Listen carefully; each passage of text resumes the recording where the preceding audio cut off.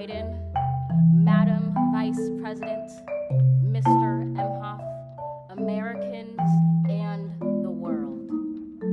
When day comes, we ask ourselves, where can we find light in this never-ending shade? The loss we carry, a sea we must wade. We've braved the belly of the beast. We've learned that quiet isn't always peace. In the norms and notions of what just isn't always just is. And yet the dawn is ours before we knew it. Somehow we do it. Somehow we've weathered and witnessed a nation that isn't broken, but simply unfinished. We, the successors of a country and a time where a skinny black girl descended from slaves and raised by a single mother can dream of becoming president, only to find herself reciting for one. And yes, we are far from polished, far from pristine, but that doesn't mean we are striving to form a union that is perfect. We are striving to forge our union with purpose, to compose a country committed to all cultures, colors, characters, and conditions of man. And so we lift our gazes not to what stands between us, but what stands before us. We close the divide because we know to put our future first. We must first put our differences aside. We lay down our arms so we can reach out our arms to one another. We seek harm to none and harmony for all. Let the globe, if nothing else, say this is true. That even as we grieved, we grew. That even as we hurt, we hoped. That even as we tired, we tried. That we'll forever be tied together, victorious. Not because we will never again know defeat, but because we will never again sow division. Scripture tells us to envision that everyone shall sit under their own vine and fig tree, and no one shall make them afraid.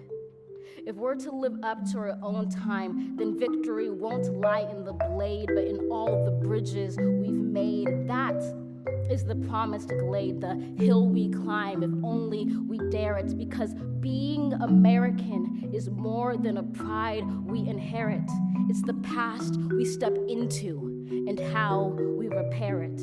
We've seen a force that would shatter our nation rather than share it, would destroy our country if it meant delaying democracy. And this effort very nearly succeeded.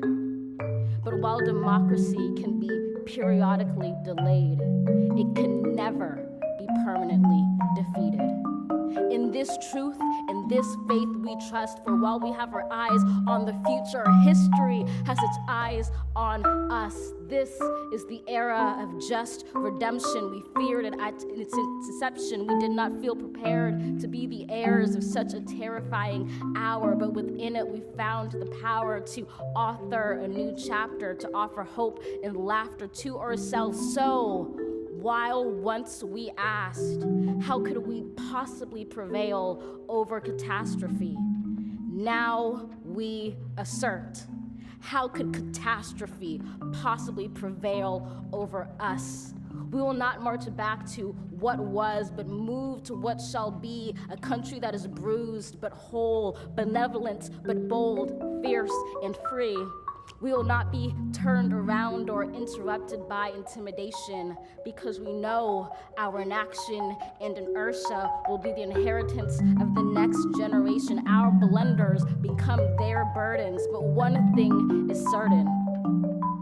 If we merge mercy with might and might with right, then love becomes our legacy and change our children's birthright.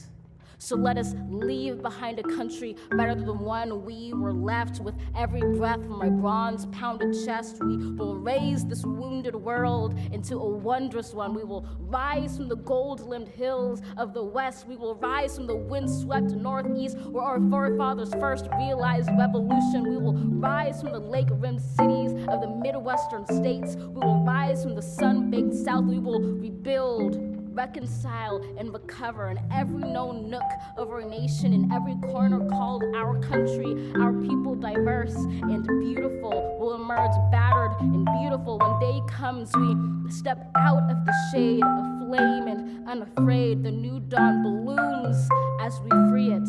For there is always light, if only we're brave enough to see it, if only we're brave enough to be it.